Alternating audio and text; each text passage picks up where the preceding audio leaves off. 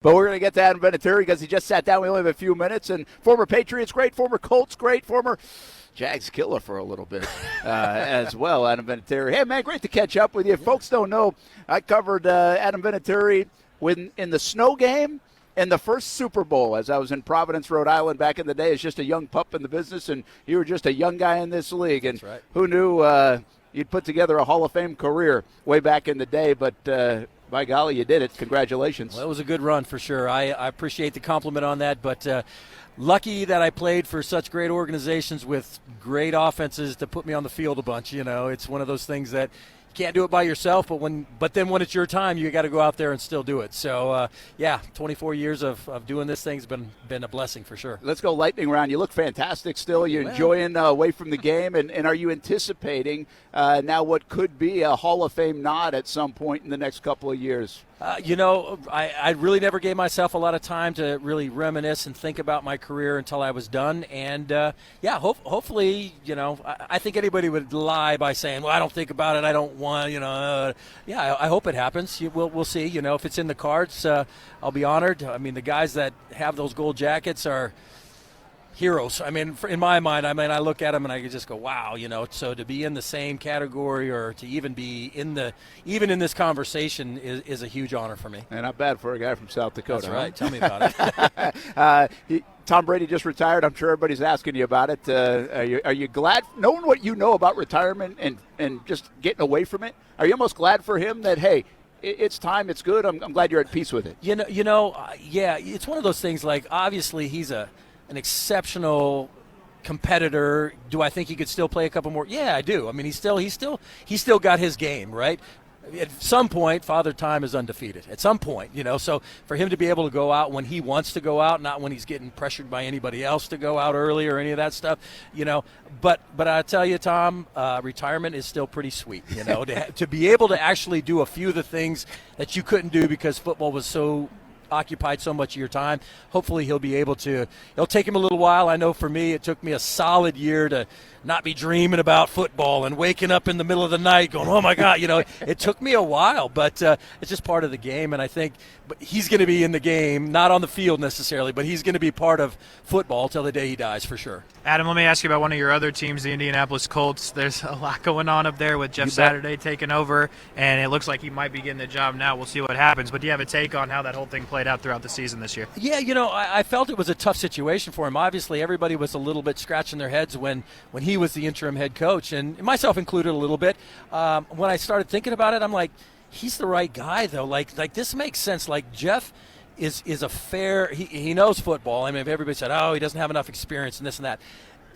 Yes, I don't want to say experience is overrated, but he's been in football forever. He knows what's going on. I think when you're a head coach, you have to be a manager of men, to be able to hold guys accountable, to be able to be able – and that's the only thing about being an interim guy. I don't think you have the ability to make the changes necessary to make an impact kind of thing. So we'll see, if he ends up getting the job, I think he'll do a good job. I don't think it's decided yet, but I like Jeff. He was the only guy that I ever saw dog cuss Peyton out in the middle of a game.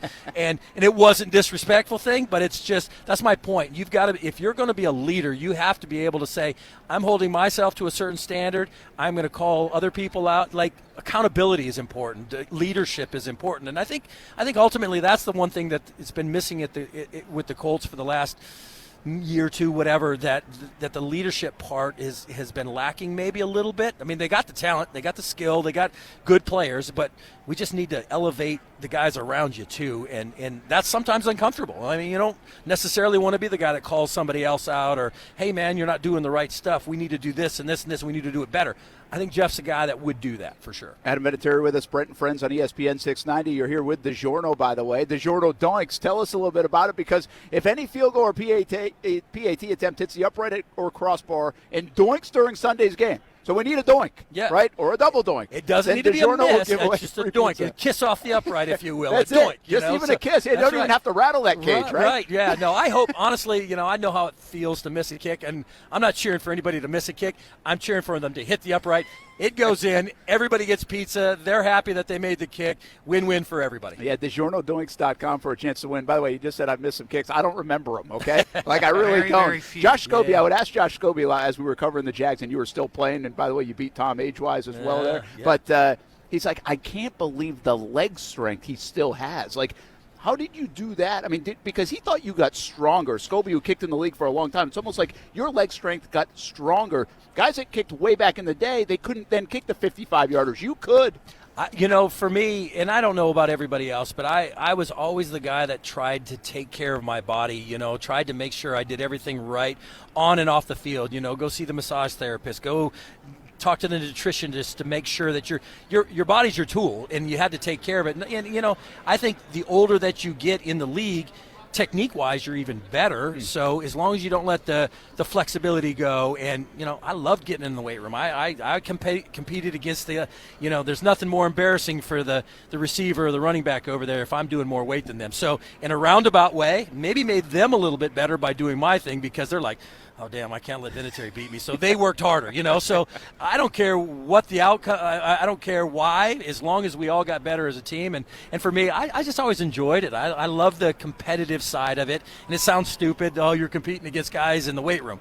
Absolutely. Football, your entire life in football is about competition. And if you don't take it, practice, off-season, all that, and if you don't, I think if you don't kind of like think of it that way and perceive it that way, then you're not giving yourself a full 100% effort. Adam, the Jags finally found their kicker after a couple years in Riley Patterson, but they went like 2 years bringing in 8 or 9 kickers throughout the season. Almost called you. I mean, we would have took you, to be real with you. But like, what goes into that? Like, it feels like everybody has a good kicker, and then the Jags for a while just couldn't find their guy. Well, I don't know. It's one of those situations that guys, once they get established, if you look at a guy like Robbie Gould that just, he's been in the league for a long time. The guys that stick around a long time are the ones that figure it out, figure out what they need to do to be successful. And then it's a little bit of like, we got to have the right things happen and whatever. But yeah, sometimes it's crazy, like you see good Dallas's kicker, he's good, and he just had a little funk there for a while, and you just sometimes, we all go through a little bit of that at some point in your career, but if you can get it back and get that monkey off your shoulder and just get back and whatever, I don't know. I think they're in good shape now, and we'll see how it goes. Tells you how fortunate the Patriots and the Colts were when they had Adam Vinatieri. DiGiornoDoinks.com, by the way, free pizza for a doink on Sunday. Adam Vinatieri, you're the best, man. Great to see you doing well. Appreciate Happy retirement. Yeah, Good luck getting into that Hall of Fame. We'll be rooting for you. That is Adam Vinatieri, of course, played for the Patriots, won all those Super Bowl rings, and that big kick in the snow game, which is probably the greatest kick of all time.